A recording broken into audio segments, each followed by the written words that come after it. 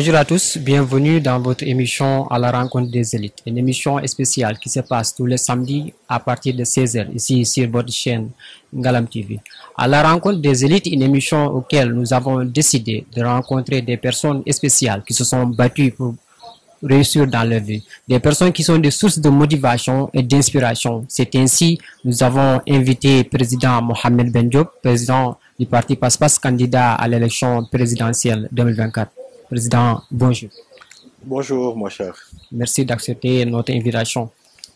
C'est un plaisir de vous rencontrer aujourd'hui et de participer à votre émission et d'avoir l'opportunité d'échanger avec vos téléspectateurs et le Sénégal en général. D'accord, on commence notre émission concernant justice et bonne gouvernance.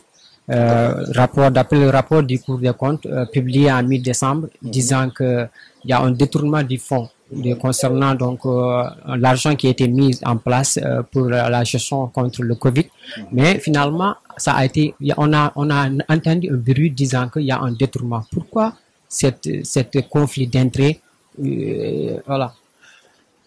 Ça, c'est une question d'actualité. Je pense qu'il faudra revoir sous un autre angle. C'est d'abord au niveau de la bonne gouvernance et la gestion des fonds publics. Je pense que malheureusement, nous sommes dans un pays qui est un tout petit peu habitué à ces cas de figure et qu'il faudra prendre les mesures qui s'imposent dans ce cas. Il y a le rapport de la Cour des comptes qui est sorti, épinglant mettant en exergue quelques malversations sur lesquelles je pense que la justice est en train de suivre son cours. Nous attendons de voir ce que ça va donner. Mais encore une fois, nous déplorons cette situation-là parce que c'est la énième fois que le Sénégal est confronté à ces genres de situations et qu'il faudra vraiment une bonne volonté, une grande volonté politique et un courage pour pouvoir essayer d'éradiquer cette situation-là.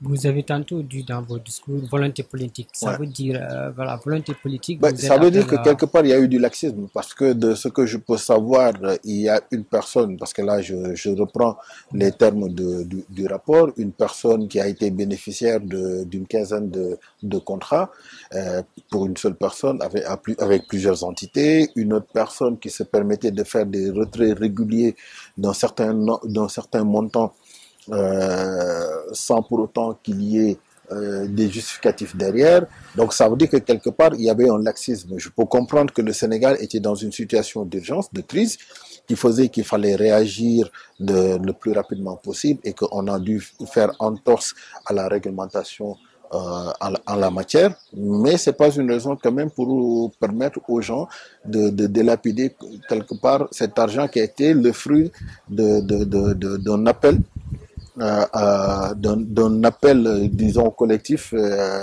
pour pouvoir collecter tout cet argent-là.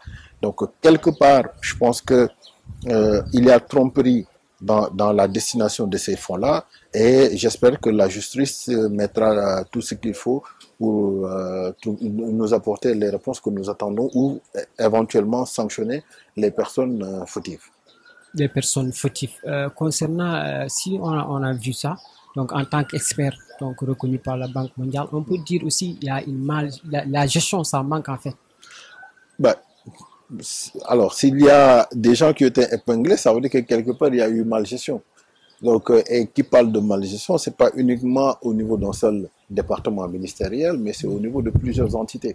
Donc, quelque part, il y a eu une certaine bamboula qui s'est faite autour de la gestion de ces fonds-là, ce que nous déplorons, parce que ça a été fait au détriment des Sénégalais qui avaient le plus besoin d'une assistance et d'un soutien social pour pouvoir sortir de cette crise. Et malheureusement, il y a toujours certains chefs d'entreprise qui n'ont pas su se relever de cette situation-là. Je pense que on aurait pu avoir d'autres préoccupations que de se faire son marché ou éventuellement de se faire sa recherche sur le sang de ces Sénégalais qui sont tombés, je dirais, au front, parce que vraiment c'était une épidémie mondiale, mais dont les impacts, nous continuons à les ressentir toujours au Sénégal. Nous continuons à ressentir toujours, à rappeler que nous sommes dans votre émission à la rencontre des élites avec notre invité, président Mohamed Ben Diop, candidat à l'élection présidentielle 2024. Président, on a parlé de président, vous êtes candidat à l'élection présidentielle 2024. Pouvez-vous revenir un peu sur le programme que vous avez proposé aux Sénégalais?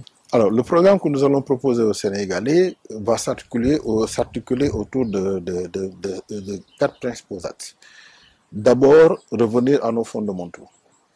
Au moment où le Sénégal s'embrasse à parler de pétrole, de gaz, de l'ensemble des ressources que nous avons. Et je rappelle au passage que ce qui a été découvert est en deçà de ce que contient exactement le sous-sol sénégalais. Donc là, on aura l'occasion de revenir sur ces aspects-là. Mais je voudrais rappeler aux gens, avant de parler de toutes ces choses-là, essayons de remettre le Sénégalais dans le contexte. C'est-à-dire, essayons de remettre au Sénégalais, essayons de lui redonner d'abord, disons, toute sa sénégalité. C'est-à-dire tout ce qui fait que il peut se sentir citoyen, appartenant à une race, à une communauté, à un pays. Ce que je veux dire par là, retournons aux fondamentaux. Et c'est ce que propose le parti Passe-Passe que je dirige. Donc, l'un des premiers piliers, c'est d'abord le retour à nos fondamentaux. Il faut que les Sénégalais puissent se nourrir, puissent se soigner, qu'ils puissent aller à l'école avec une bonne refonte du système éducatif et qu'ils puissent vivre sous un toit décent. Et toutes ces choses-là sont à la portée des Sénégalais. Donc, le premier point, ce sera d'abord le retour à nos fondamentaux pour permettre aux Sénégalais de pouvoir satisfaire les besoins primaires. En plus de cela, quand on parle de cet aspect-là, l'autre aspect le plus important, ça sera au niveau de l'éducation. Nous sommes le seul parti au Sénégal, depuis les indépendances jusqu'à présent, à prôner, et de manière très ouverte, l'intégration des Dara dans le système éducatif. Pourquoi? Parce que c'est une frange de la population qui est laissée en rade. Et que l'heure est à cette intégration-là pour leur permettre de se voir dans le futur du Sénégal. Vous savez, aujourd'hui, quand j'entends cette modernisation qui est en train de se faire au niveau des Dara, je préfère mettre un accent là-dessus. Les gens ont tendance à dire bah, il faut qu'on les modernise, il faut qu'on puisse apporter, leur permettre d'avoir un métier. Mais quels sont les métiers qui sont proposés aux gens qui sont issus des Dara? La mécanique, la menuiserie, les métiers manuels. Ça veut dire, quelque part, c'est comme si on voulait juste les cantonner dans l'artisanat qui contient plus de 120 filières. Quand vous le faites, pensez-vous que vous avez cette projection de permettre à ces enfants-là demain de devenir des citoyens à part entière, c'est-à-dire de participer à l'effort de développement de leur pays. Quand vous leur apportez ces genres de métiers dans les Dara, est-ce que dans vos prévisions, vous souhaitez que ces enfants demain puissent devenir des ministres de la République, présidents de la République, ou éventuellement gérer, être inspecteur d'État ou autre chose? Parce que, qu'est-ce que vous leur apportez? Un métier manuel pour qu'ils puissent subvenir à leurs besoins. Mais vous ne leur apportez pas un métier qui leur permettra demain de pouvoir gérer le pays ou éventuellement espérer pouvoir participer à la gestion collective du pays. Nous disons non. Le parti Passe-Passe que je dirige dit non. Ces Dara et les enfants qui sont issus des Dara doivent avoir les mêmes chances que n'importe quelle autre personne qui est en train de subir une éducation dans ce pays-là et peut prétendre demain à gérer la nation sénégalaise. C'est pour cela que nous avons décidé dans notre programme, Inch'Allah Rabbi, à partir de 2024, tout enfant qui aura mémorisé le Coran se verra décerner le diplôme du baccalauréat général. Par la suite, il fera une classe préparatoire de 3 ans où il va apprendre l'arabe, parce que pour pouvoir bien asseoir ses connaissances coraniques, apprendre 2 langues étrangères, le français, l'anglais ou autre. Je préfère dire 2 langues étrangères. Après, voilà, on saura que la langue est un vecteur économique. On pourra revenir sur cet aspect-là. Mais c'est ça qui leur permettra de pouvoir demain intégrer une université. Et les 2 dernières années seront consacrées aux prérequis par rapport aux différentes filières que voudra suivre cet enfant-là au moment d'intégrer l'université. Nous avons vu qu'avec ce processus-là, à 20 ans, il sera doctorant. Au moment où, aujourd'hui, dans le système classique, à 20 ans, au pire, il est en train de faire son baccalauréat. L'idée, c'est de permettre à cet enfant, demain, d'avoir deux casquettes. Une casquette de la vie courante, qui fera de lui un inspecteur des impôts, un ingénieur, un inspecteur d'État, un magistrat, un procureur. Mais le soir, lorsqu'il va rentrer chez lui, rien ne pourra l'empêcher d'être l'imam de la mosquée. L'imam de la mosquée. Et en ce moment-là, et le samedi, d'accompagner les gens dans les baptêmes ou éventuellement, si quelqu'un est rappelé à Dieu, de pouvoir lui faire la prière mortuaire ou éventuellement le lavage et autres, et tout ce qui s'ensuit. Ça aura un double impact. Le premier, on va éradiquer la mendicité des enfants de la rue. Parce que l'intégration des daras dans le système fera que les sérieux daras, comme on les appelle communément, se retrouveront comme des fonctionnaires. Ils auront le statut d'un fonctionnaire. Il n'y aura plus de raison pour eux d'envoyer ces enfants-là dans la rue pour aller mendier. Donc, on va éradiquer la mendicité des enfants. Ça, c'est le premier point.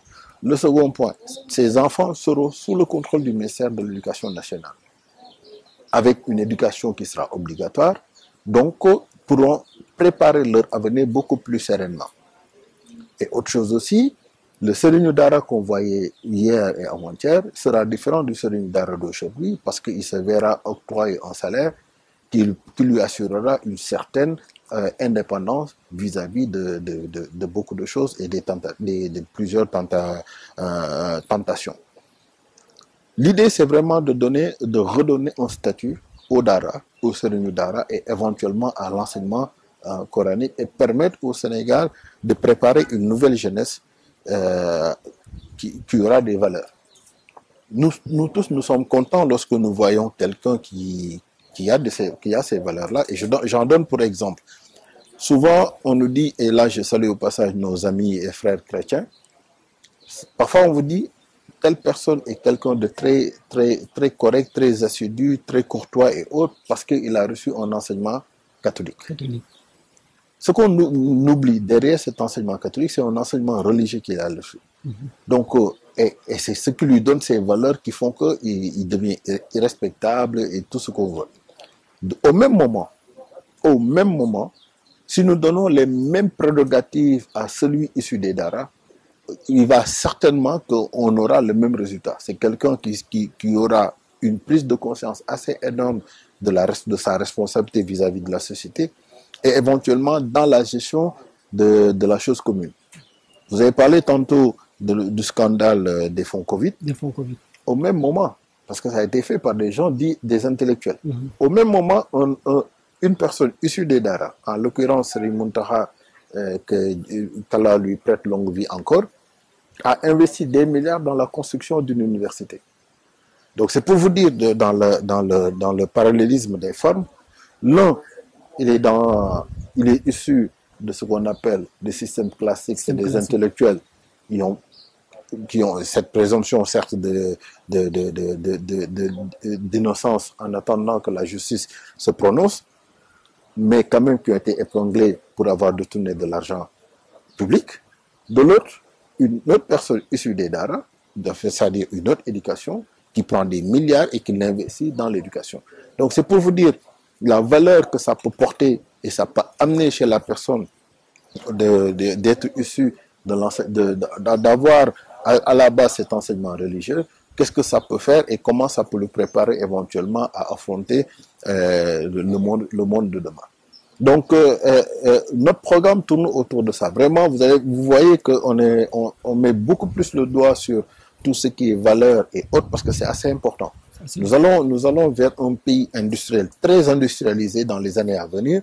Il va falloir qu'on puisse préparer cette jeunesse-là, préparer cette jeunesse à pouvoir faire face à tout cela. Et il faudra que cette jeunesse aussi soit armée pour demain répondre du besoin des ressources humaines que le Sénégal aura besoin et faire face à son plan de développement. On ne voudra pas que ce soit les étrangers qui viennent chez nous pour faire une mainmise de nos ressources et qu'on reste d'éternels suiveurs dans cette affaire-là. Donc c'est pour cela que nous voulons partir des fondamentaux, préparer la génération de demain et les accompagner dans tout ce qui est projet de développement. L'autre partie de notre programme. Comme je vous l'ai dit, dès lors qu'on parle de fondamentaux, ça veut dire qu'on mettra l'accent sur l'agriculture, la pêche et l'élevage, qui constituent notre modèle économique et permettent au Sénégal de passer d'une agriculture saisonnière à une production agricole, parce que nous avons les ressources qu'il faut par rapport à cela. Vous avez tantôt parlé concernant le programme des DARA. Mais est-ce que c'est facile dans un pays comme le Sénégal? Nous sommes noyés dans un système plus de peut-être de 60 ans, de changer ce système-là et d'instaurer un autre système. Ah ben écoutez, les systèmes sont faits pour être changés. Hein. J'ai envie de dire. Ça, c'est la première des choses. La seconde des choses, c'est que c'est un monde parallèle qui existe, si je peux parler ainsi. Les DARA, c'est une existence que nous connaissons nous tous. Il reste juste à les formaliser et permettre aux gens de se retrouver par rapport à cela, leur donner beaucoup plus de chances. Il y a des tentatives qui sont faites avec la francisation des DARA, c'est-à-dire le fait de faire rentrer le français dans les DARA. C'est des tentatives, mais le français reste juste une langue. Ça, c'est la première des choses. La deuxième des choses, c'est que avec les franco-arabes, l'idée, c'est pas d'en faire des franco-arabes. Loin de moi l'idée, parce que quelqu'un peut me dire, écoutez, il existe des franco-arabes. Mais dans ce cas-là, on minimise l'impact d'un enfant qui a mémorisé le Coran par rapport à l'apprentissage du français. Je ne sais pas si je me fais bien comprendre. Il faut que les gens puissent comprendre qu'un enfant capable de vous réciter 6666 versets du Coran, c'est un enfant qui est doué d'une capacité énorme.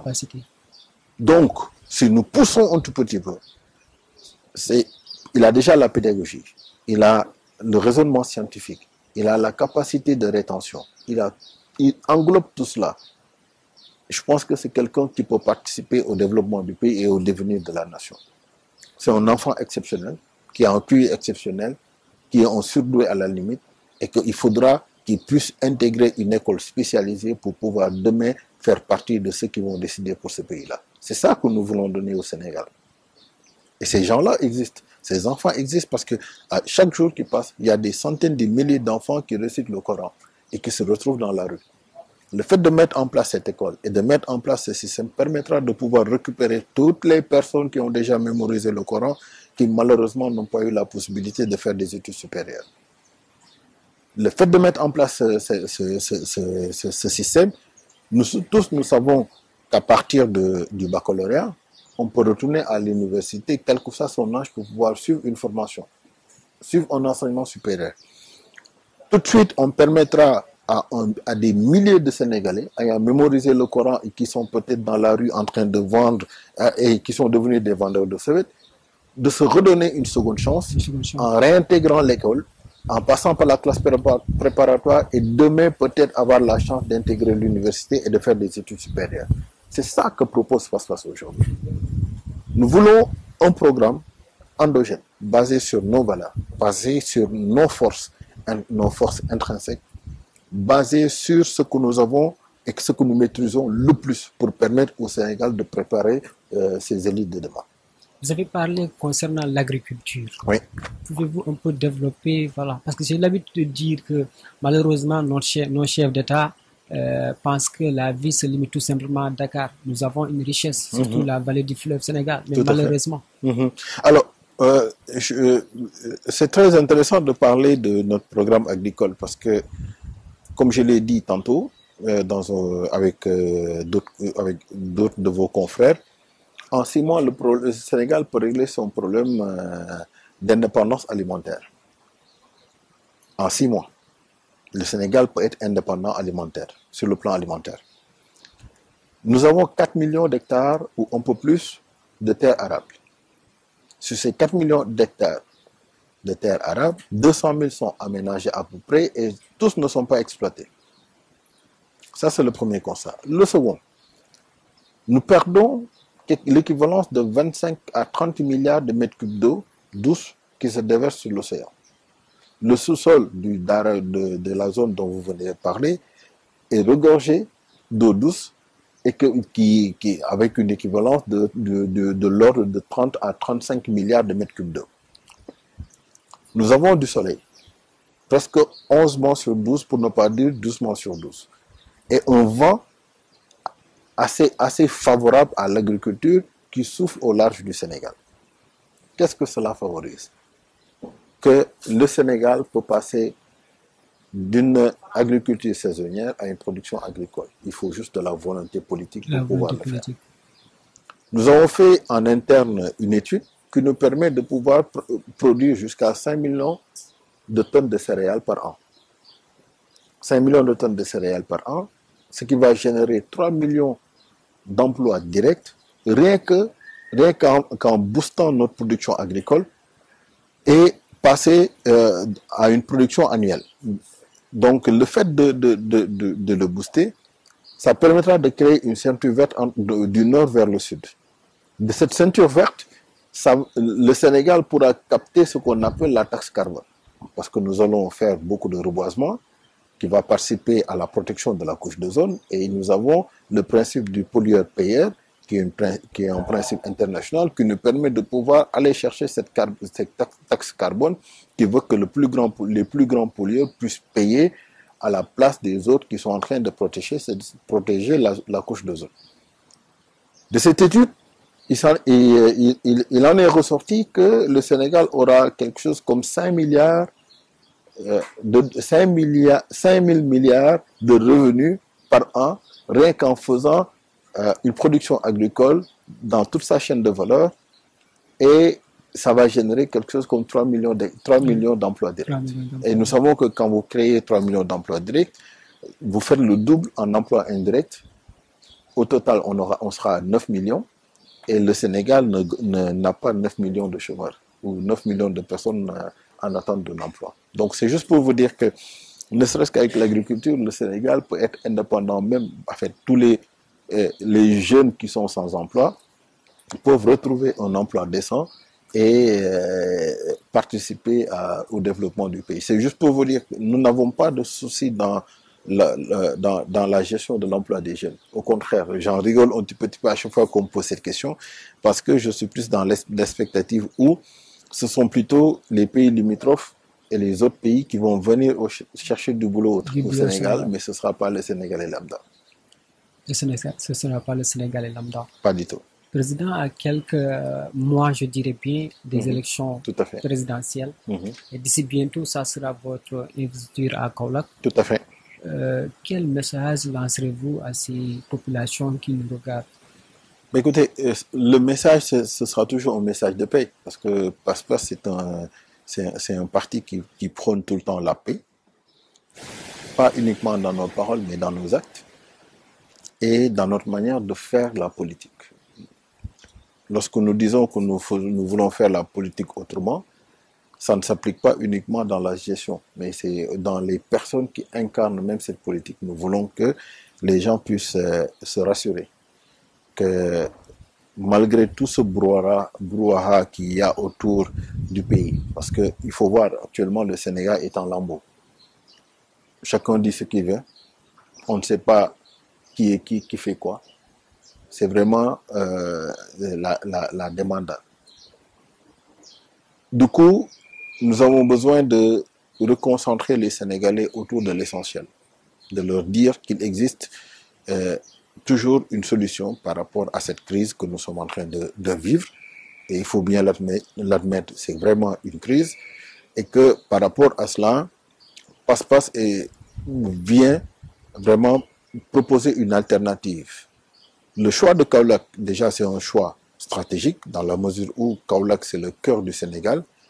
Kaolack, c'est un pays, c'est une région qui nous a toujours donné beaucoup de satisfaction par rapport à la classe politique sénégalaise, et qui regorge aussi beaucoup d'histoire, que ce soit sur le plan économique, que ce soit sur le plan politique. Ce sera l'occasion aussi de rendre un vibrant hommage au père de la démocratie aujourd'hui du Sénégal, le président Abdoulaye Wade, à qui nous souhaitons toujours une longue vie, mais aussi de rendre aussi hommage à de grands éminents, d'éminentes personnalités de Kaolack, et qui ont beaucoup contribué au développement politique du Sénégal, mais rendre aussi un hommage à la ville de Kaolack, tout court. Donc ça, c'est le premier message que nous lançons à la jeunesse kaolackoise et aux Sénégalais, mais aussi ce sera l'occasion pour nous davantage nous montrer à la face du pays. Montrer que nous sommes en train de mener un travail depuis 2 ans et qu'il est temps que les Sénégalais puissent découvrir ce que Passe-Passe est en train de faire dans ce pays-là. Et c'est pas par des mots que nous allons asseoir notre politique, mais c'est par des actes, et nous sommes en train de le faire. Donc, d'où l'occasion d'inviter toute la population, et les Sénégalais en général et les Kaolakois en particulier, à nous retrouver le 11 à la place d'Ego pour faire de cette journée une fête de la nation. Une fête de la nation. Président, merci d'avoir accepté notre invitation. C'est moi qui vous remercie et je vous souhaite bon courage. Merci beaucoup. Ainsi s'achève notre émission à la technique LH, à la présentation à Lucien Digo. On se donne rendez-vous la semaine prochaine, même heure, même chaîne. Allez, portez-vous bien. Merci beaucoup.